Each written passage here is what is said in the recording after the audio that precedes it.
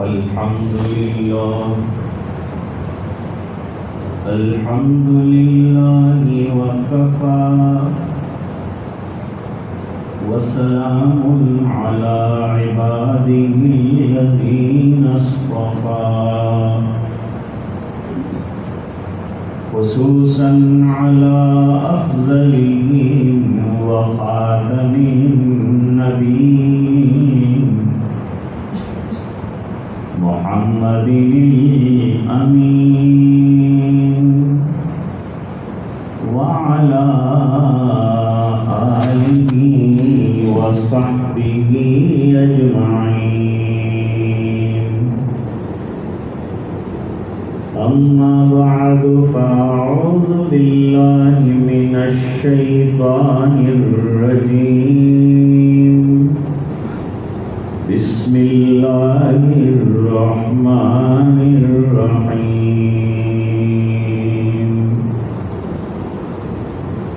يا أيها الذين آمنوا اتقوا الله وقولوا قولا سديدا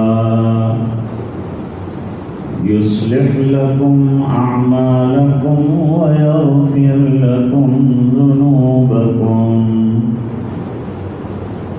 ومن يطع الله ورسوله فقد فاز فوزا عظيما. صدق الله العظيم.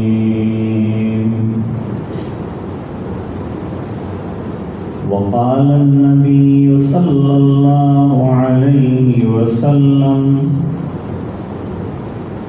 يا معشر الشباب من استطاع منكم الباءة فليتزوج فإنه أغض للبصر وأحسن للفرج.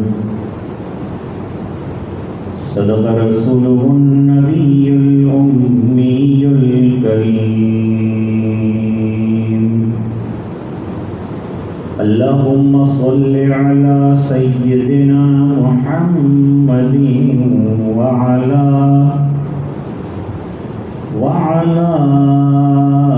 آل سيدنا محمد وبارك وسلم.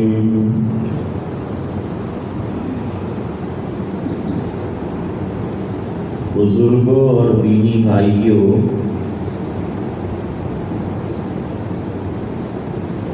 اور گھروں پر سن رہی دینی ماں بہنیں،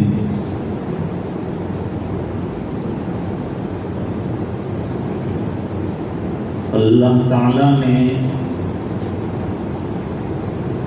ہمیں ایک حسین ترین، بہترین،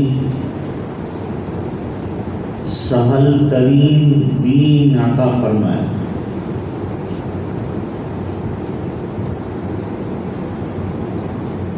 اور ہمارے تقاضوں کے بغیر ہم کو اس انعام سے نوازا.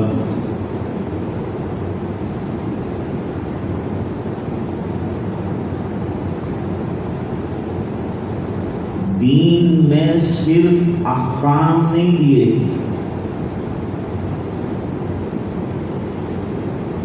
بلکہ قدم قدم پر کون سا کام کس طرح سے کرنا چاہیے اس کی ترغیب، تلقین اور اس کی حکمتوں کو بھی بیان کیا.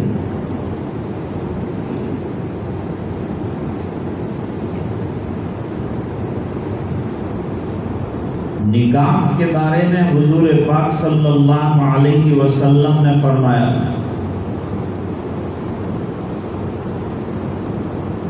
جوانوں کو خطاب کیا، کیونکہ شادی اکثر جوانی میں انسان کرتا ہے، دور شباب میں کرتا ہے.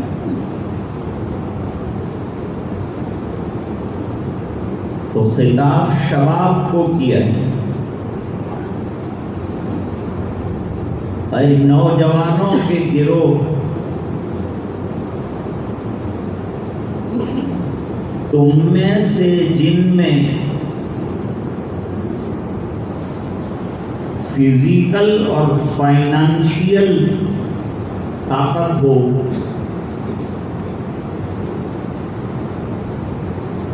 کہ جسمانی قوت بھی ہے اور اقتصادی قوت بھی،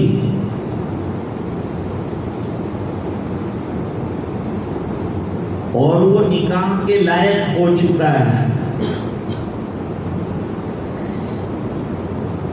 تو سرکار نے فرمایا کہ جلدی نکاح کر لیں۔ بس اتنی بات بتلانا ہمارے نبی کا ہمارے لیے کافی تھا۔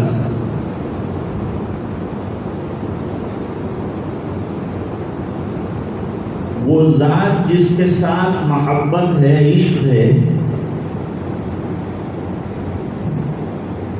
وہ تو کوئی کام کہہ دے تو محبوب کی بات پر محب قربان ہونے کے لیے تیار ہو جاتا ہے، وہ حکمتیں بھی نہیں ڈھونڈتا، مصلحتیں بھی تلاش نہیں کرتا۔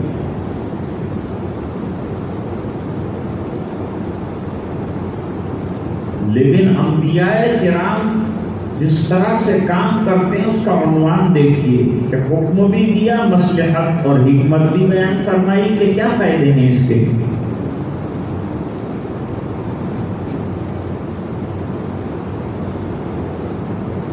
ایک صحابی ہیں جو دیہات سے آیا کرتے تھے، ان کا نام حضرت ظاہر رضی اللہ تعالی۔ جب وہ گاؤں سے آتے تو حضور پاک صلی اللہ علیہ وسلم کے لیے گاؤں کی سبزیاں اور ہدیہ لے کر آتے تھے۔ ہدیے کا دینا اور لینا مسنون ہے۔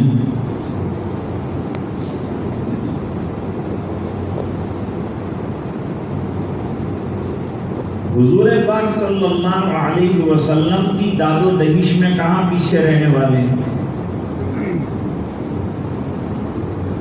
امام بخاری رحمۃ اللہ علیہ فرماتے ہیں کان رسول اللہ صلی اللہ علیہ وسلم اجود الناس،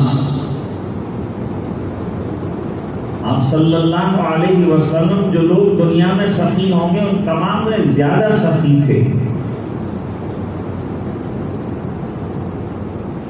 اور جود کس کو کہتے ہیں؟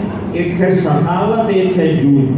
سخاوت یہ لمیٹیڈ لفظ ہے، جود جو ہے ان لمیٹیڈ لفظ۔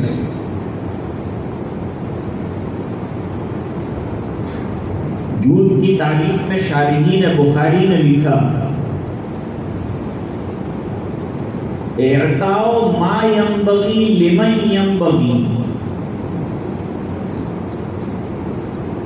کہ عطا کرنا کسی شخص کو وہ چیز جس کی اس کو ضرورت ہے، جیسے بھوکے کو کھانا، ننگے کو کپڑا،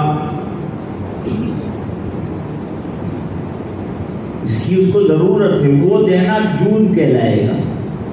اور کیفا متفق اٹھا کر کچھ بھی دے دیا اس کو سخاوت کہتے ہیں۔ ایک شرط اور بھی لگائی ہے شارحین نے، بلا عوض، اس کا کوئی عوض اور معاوضہ نہیں، جو دے رہا ہے اس کا ریونج اور اس کا معاوضہ نہیں مانتا، وہ اللہ کے لیے دیتا ہے۔ تو جب گاؤں کے وہ صحابی واپس جاتے تو حضور پاک صلی اللہ علیہ وسلم شہر کی چیزیں ان کو ہدیے میں دیتے تھے، دیکھ تکلفی بھی تھی ان کے ساتھ۔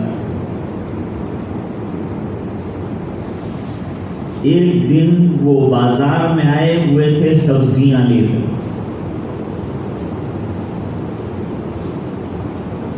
تو حضور پاک صلی اللہ علیہ وسلم نے پیچھے سے دیکھا اور ان کے دونوں ہاتھوں کو پکڑ لیا پیچھے سے،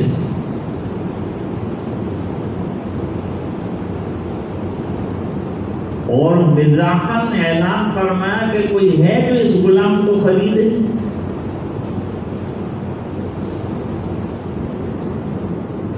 انہوں نے پلٹ کر دیکھا، کیونکہ حضور کی طاقت بہت زیادہ ہے،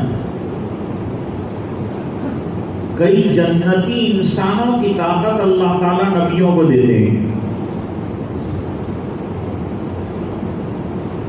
تو مڑ کر دیکھا تو حضور پاک صلی اللہ علیہ وسلم کو پایا، اپنے جسم کو حضور پاک صلی اللہ علیہ وسلم کے ساتھ چمٹا کر عرض کیا، حضور مجھ کالے غلام کو کون لے گا، میری کیا ویلیو ہے؟ اب حضور پاک صلی اللہ علیہ وسلم سنجیدہ ہو گئے، آپ نبی، ٹھٹھا کرنا آپ کا کام نہیں۔ فرمایا ظاہر تم بڑے قیمتی ہو، اور تمہاری قیمت کوئی نہیں لگا سکتا، اس بنا پر کہ تمہارے دل میں لا الہ الا اللہ محمد رسول اللہ کا یقین ہے۔ ایمان سے آدمی قیمتی بن جاتا ہے۔ یہ قیمتی متاع ہے جو حضور کے واسطے سے اللہ تعالیٰ نے ہمیں عطا فرمائی۔ دل میں لا الہ الا اللہ کہا جانا، شاعر کیا کہتا ہے، زبان سے کہہ بھی دیا لا الہ تو کیا حاصل، دل و نگاہ مسلمان نہیں تو کچھ بھی نہیں۔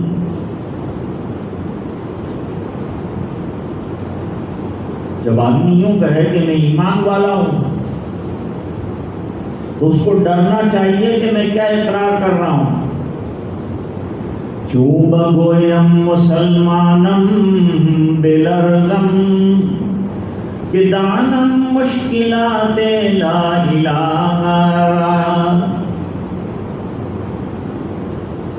جب میں کہتا ہوں مسلمان ہوں میں تو لرز جاتا ہوں، کانپ جاتا ہوں، کیونکہ میرے سامنے وہ تقاضے جو مسلمان کی زندگی میں ہیں وہ سب آ جاتے ہیں سامنے، وہ مجھے پورے کرنے ہیں، اس پر میں پورا اتر رہا ہوں کہ نہیں، یہ دیکھنا ہے۔ کلمے کا اقرار پورے دین پر چلنے کا اقرار ہے، اور اسی اقرار کے بارے میں قبر کے اندر سوال ہونا ہے کہ تم دین کامل پر مکمل زندگی گزار کر آئے کہ نہیں۔ حضور نے ان کو بتایا کہ ایمان نے تم کو قیمتی بنا دیا ہے۔ آج ہم اپنی قیمت نہیں سمجھ رہے، ہم قیمتی ہیں اسی لیے تو لوگ ہمارے پیچھے پڑے ہیں۔ وہ جانتے ہیں کہ ایمان کی بنیاد پر یہ کچھ بھی کر سکتے ہیں، یہ جان جوخوں کا کھیل کھیل سکتے ہیں، قربانیاں دینے کا زبردست جذبہ کلمے کے پڑھنے کے بعد اللہ تعالیٰ عطا فرماتے ہیں۔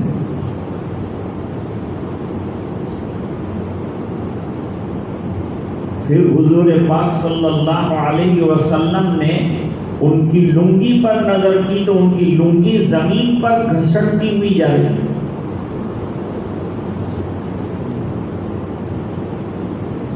حضور پاک صلی اللہ علیہ وسلم نے ایک طرف تو نظام کیا، دوسری طرف فوراً جو ہے ان کو ٹوکا۔ ظاہر تمہاری لنگی زمین پر گھسٹ رہی ہے، اس کو اٹھا لو۔ تو انہوں نے عرض کیا حضور لٹھے کی ہے، معمولی ہے، پھٹ جائے گی تو بدل لوں گا۔ حضور پاک صلی اللہ علیہ وسلم نے فرمایا ٹخنوں سے اوپر کر لو۔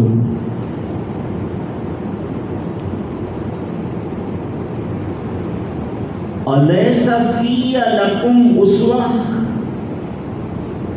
میری زندگی تمہارے لیے کیا نمونہ نہیں ہے؟ سرکار کی زندگی ہر مومن کے لیے نمونہ ہے۔ لقد کان لکم فی رسول اللہ اسوۃ حسنہ لمن کان یرجو اللہ والیوم الآخر وذکر اللہ کثیرا۔ حضور کو اللہ تعالیٰ نے پورے عالم کے لیے نمونہ بنا کے بھیجا ہے. یہ IPL والے ہمارا نمونہ نہیں ہے. یہ تو سب جوئے باز ہیں, سٹے باز ہیں. انہوں نے تو کروڑوں کے عوض میں اپنے آپ کو بیچ رکھا ہے. محبت کے لیے تو سرکار ہیں, صحابہ ہیں. نوجوانوں یہ IPL کے پیچھے اپنا وقت مت گواؤ. اپنے لمحات زندگی کو قیمتی سمجھو.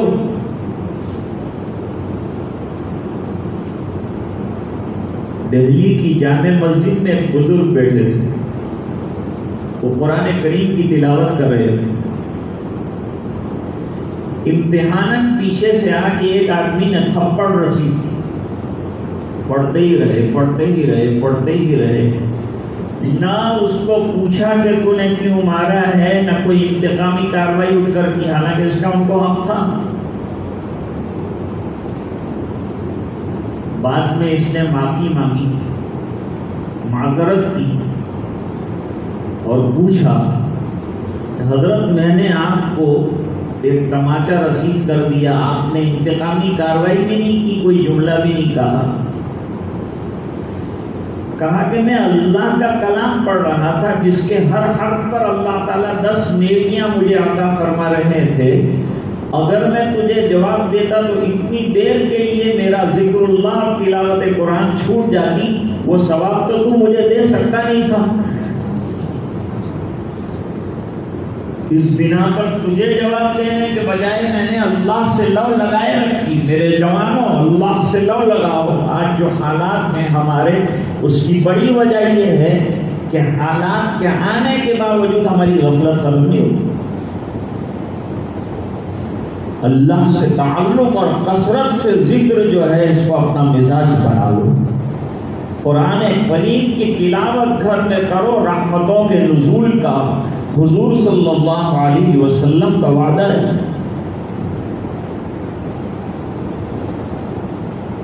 تو حضور پاک صلی اللہ علیہ وسلم نے فرمایا 2 فائدے ہیں. ظاہر تمہیں میں جو حکم دے رہا ہوں اس میں 2 فائدے ہیں.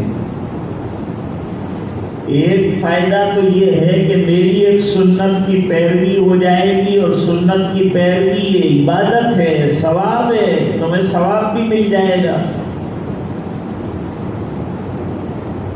اور اس کے ساتھ اللہ کی رضا مل جائے گی. اللہ راضی ہو جائے تو بہت بڑی بات ہے. وَرِضْوَانٌ مِّنَ اللَّهِ أَكْبَرُ, اللہ راضی ہو جائیں اس سے بڑھ کر کیا کام ہے. دوسری بات یہ بتائی کہ زمین پر زیادہ تمہارا لنگی کا کپڑا گھسٹے گا تو یہ گھسٹنے کی وجہ سے زمین کی مٹی, غبار, ملبہ, گندی چیزیں تمہارے یہ لنگی میں اور کپڑے میں لگ جائے گی, جس کی وجہ سے گندگی ہوگی. اور اسلام صفائی پسند مذہب ہے. کورونا کو ختم کرنے کی جو گائیڈ لائن آئی اس میں پہلے نمبر پر یوں کہا کہ اپنے آپ کو خوب صاف رکھو, ستھرا رکھو. میں نے کہا یہ تو اسلام کی تعلیم ہے.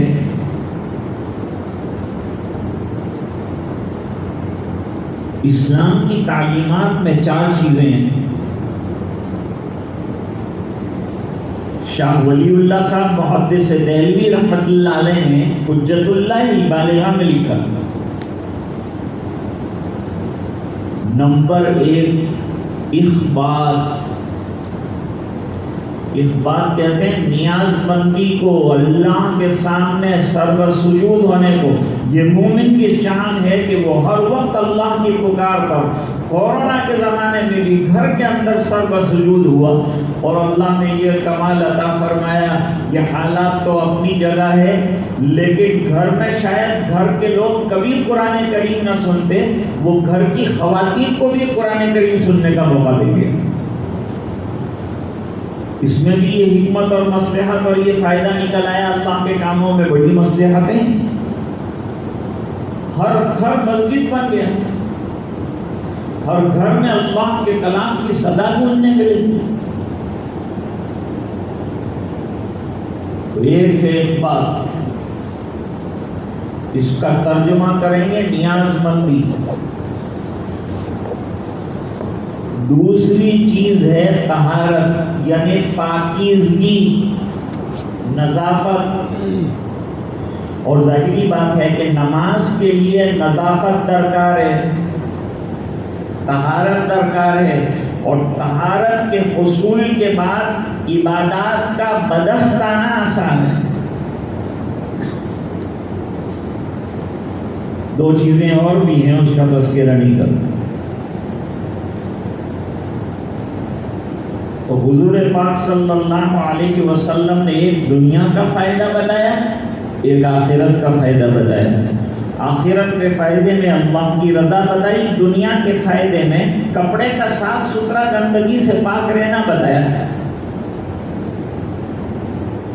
بعض لوگ ذرا جدت پسند ہوتے ہیں، ان کو صرف ایک بات سے اطمینان نہیں ہوتا، ان کو زیادہ فوائد اور مصالح چاہیے. حالانکہ حق تعالیٰ شان ہو اس کے پابند نہیں ہے حکم دینے کے بعد کہ ہمارے سامنے مصلحت بھی رکھیں. وہ تو بے نیاز پروردگار ہے، وہ حکم دے، بندے کا کام ہے، غلام کا کام ہے غلامی کرنا. تو بندگی چگدایا بشرط مزد مکن، کہ خواجہ خود روش بندہ پروری داند. اس پر کیا ملے گا، اس پر کیا ملے گا. غلام کا یہ کام نہیں، غلام کا کام ہے غلامی کرتے جانا. آقا نے کہا ہے کیا مصلحت ہے، کیا حکمت ہے، کچھ نہیں معلوم، لیکن کرتے جاؤ. جو حاصل ہونا ہے وہ حاصل ہوتا جائے گا. حضرت امام بخاری رحمۃ اللہ علیہ نے ایک باب قائم کیا ہے، باب الحیاء من الایمان. حیا جو انسان کے اندر آتی ہے، شرم آتی ہے انسان کے اندر، تو یہ بسبب ایمان کے آتی ہے. جو ایمان والا ہوگا وہ باحیا ہوگا. ہماری خواتین ایمان والی ہیں اس لیے باحیا ہیں، اس لیے پردہ نشیں ہیں. مومن باحیا ہے اس لیے نگاہیں جھکے ہوئے رکھتا ہے. محمد ابن قاسم جب سندھ آئے تو اپنی فوج لے کر آئے، سندھ کو فتح کیا. تو یہاں کے لوگوں نے کہا کہ جنرل صاحب آپ جو لشکر لائے ہیں کیا یہ نابینا ہے؟ نابینا ہوتا تو اتنا بڑا معرکہ کیسے جیت لیتا، کیسے جنگ جیت لیتا. الحمدللہ سب بینا ہے، دیکھنے والے ہیں، کوئی اندھا نہیں. کہا ہماری بے پردہ عورتیں یہاں سے جاتی ہیں، ہندو عورتوں کا لباس تو آدھا ننگا ہوتا ہے، یہ ایسے ننگے لباس میں جاتی ہیں، لیکن تمہارے جو آرمی کے لوگ ہیں وہ نظر اٹھا کر نہیں دیکھتے کبھی. یہ ہماری خواتین کا کہنا ہے. کہاں یہاں آنے سے پہلے یہاں کے حالات کا پتہ تھا، تو میں نے ان کو لمبی نصیحت نہیں کی. میں نے خالی قرآن کریم کی ایک آیت ان کو سنا دی، بس اس پر ان کا عمل ہے. میں نے خالی ان کو یہ سنا دیا قُلْ لِلْمُؤْمِنِينَ يَغُضُّوا مِنْ أَبْصَارِهِمْ وَيَحْفَظُوا فُرُوجَهُمْ. ایمان والے مردوں سے کہو کہ اپنی شرمگاہوں کی حفاظت کرے، اور شرمگاہوں کی حفاظت کے لیے آنکھوں کی حفاظت ضروری ہے. آنکھوں کی حفاظت ہو گئی تو شرمگاہ کی حفاظت. نکاح کا بڑا مقصد پاک دامنی کا حصول ہے. نکاح کا بڑا مقصد پاک دامنی کا حصول ہے.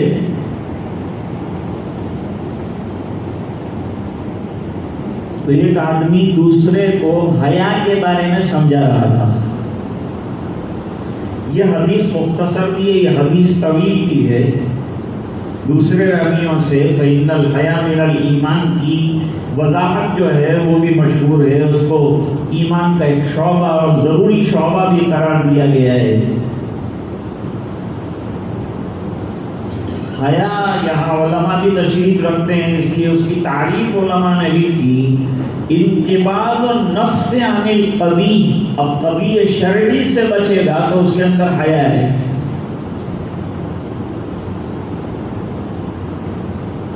ایک آدمی دوسرے کو کہہ رہا تھا کہ تیری حیا نے تجھے بہت نقصان پہنچایا ہے، بہت حیا ہر وقت کرتا رہتا ہے، اس کی وجہ سے تجھے بڑا نقصان ہو رہا ہے۔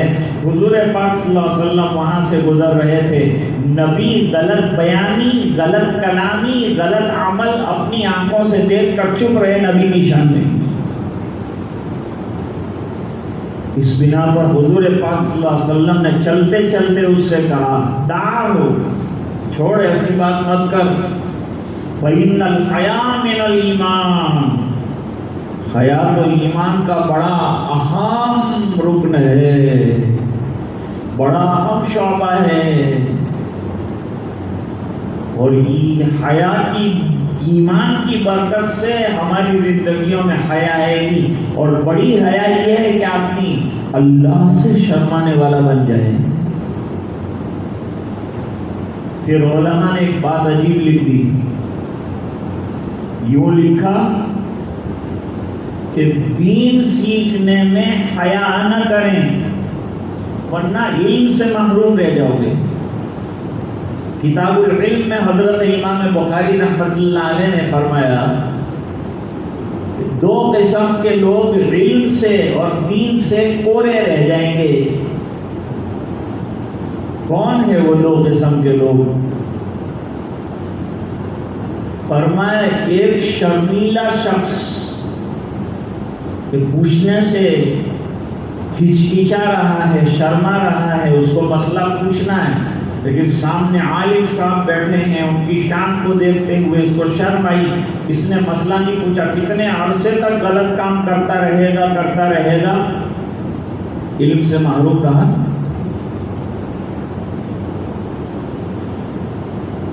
اور دوسرا متکبر جو ہوتا ہے وہ علم سے محروم رہتا ہے،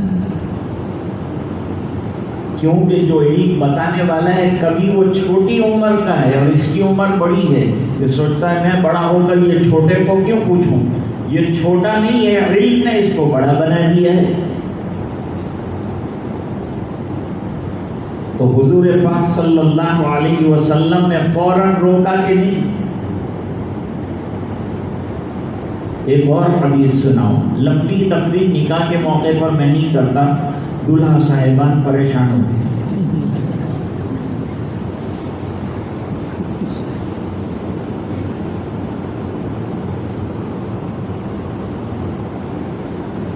ایک بڑھیا قبر کے کنارے پر رو رہی تھی، ویسے عورتوں کا قبرستان جانا منع ہے، یہ تو کھڑی تھی اپنے بیٹے کے مزار پر اور رو رہی تھی۔ اس کو روتے ہوئے اور بلکتے ہوئے دیکھا تو حضور پاک صلی اللہ علیہ وسلم نے اس کو صبر کی تلقین کی۔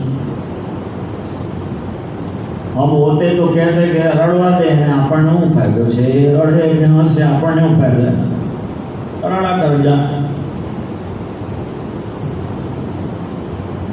لیکن حضور نے اس کو روتے ہوئے دیکھا تو فوری طور پر تنبیہ فرمائی اور فرمایا اس بیوی صبر سے کام لے، بی بی صبر سے کام لے۔ غلط کام اپنی آنکھوں کے سامنے ہوتا ہوا دیکھ کر نبی خاموش نہیں رہتے، حق کا بیان کرنا اور حق کی دعوت دینا نبی کا شیوا ہے۔ اس نے کہا میرا جو گیا ہے، میرا جو لوٹا ہے وہ کون جانتا ہے؟ ہمارے حافظ اختر صاحب چلے گئے، جگہ خالی ہو گئی، قرآن کریم پڑھنے والا اور پکا نمازی اور مدرسوں کا بڑا خیال رکھنے والا چلا گیا، تو کمی ہو گئی، سونی ہو گئی مسجد، ہمیں ان کے جانے کا غم ہے، لیکن یہ اللہ کا فیصلہ ہے۔ کوئی وقت سے پہلے نہیں جاتا، کوئی وقت کے بعد نہیں جاتا، وقت معین پر اللہ تعالیٰ بلاتے ہیں، بہانے اور اسباب بن جاتے ہیں۔ اللہ نے ان کو شہادت کی موت مقدر میں رکھی تھی تو وہ عطا فرمائی، اللہ تعالیٰ غریق رحمت فرمائے اور ان کی خدمات جلیلہ کو اللہ تعالیٰ قبول فرمائے اور ان کی قبر کو نور سے منور فرمائے اور ان کا نعم البدل گاؤں والوں کو اللہ تعالیٰ عطا فرمائے۔ بڑے قرآن کریم کے خادم اور طلباء اور طالبات کو کیسا بہترین قرآن کریم سکھلائے۔ آپ کے گاؤں کا قرآن کریم پڑھنے والا طالب علم پڑھنے سے پہچانا جاتا ہے کہ یہ ہتھوڑے کا ہوگا۔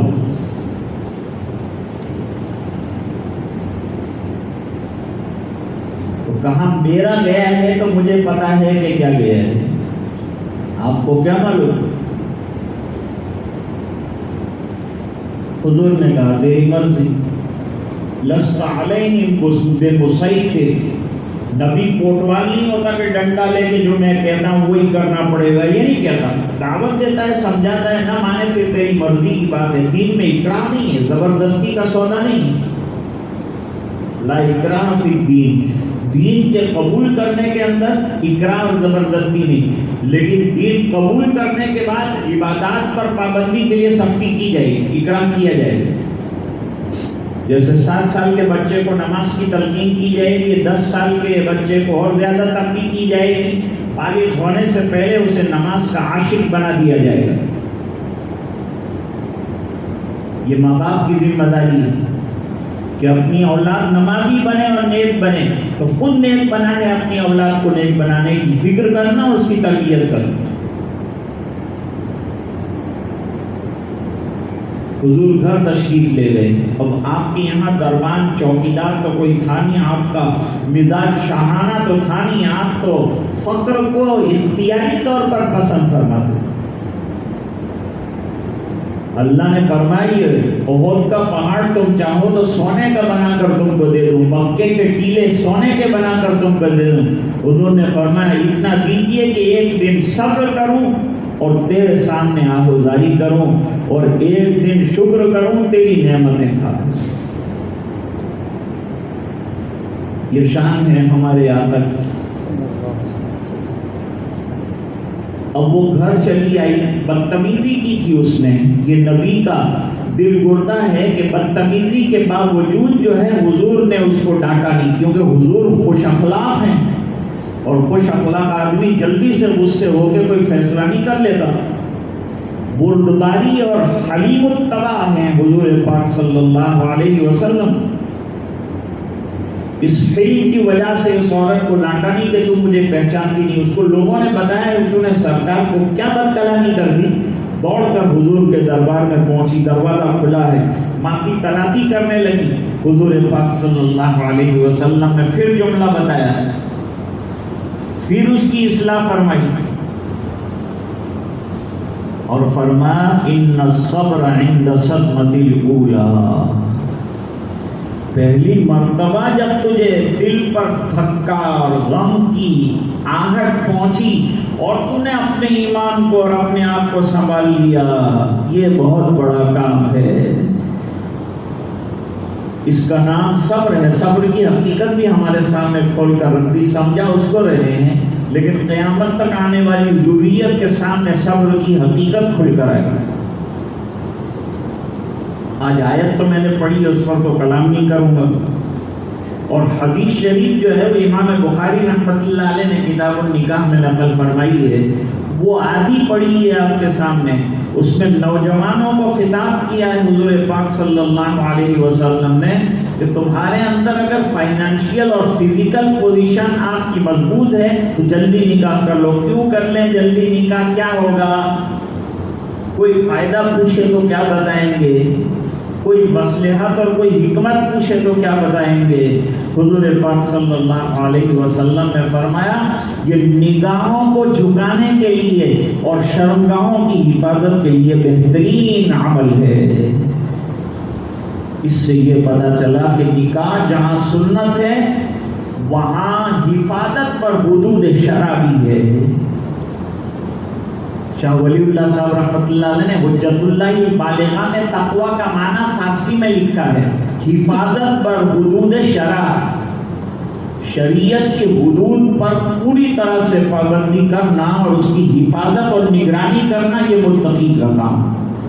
نکاح کے موقع پر تقوی کا سبق دے کر بتایا جاتا ہے کہ شکر ادا کرو اللہ کا، ناشکری مت کرو، صبر کرو، بے صبری کا اقرار اور اظہار مت کرو، اور اللہ کا ذکر کرو، اس کو بھول مت جاؤ۔ یہ تفصیل حضرت عبداللہ ابن مسعود رضی اللہ تعالیٰ عنہ نے بیان فرمائی۔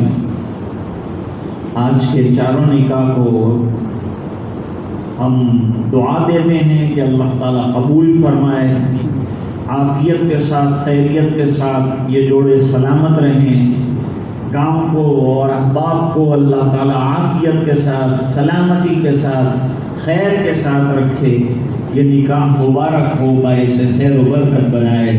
وآخر دعوانا الحمدللہ رب العالمین۔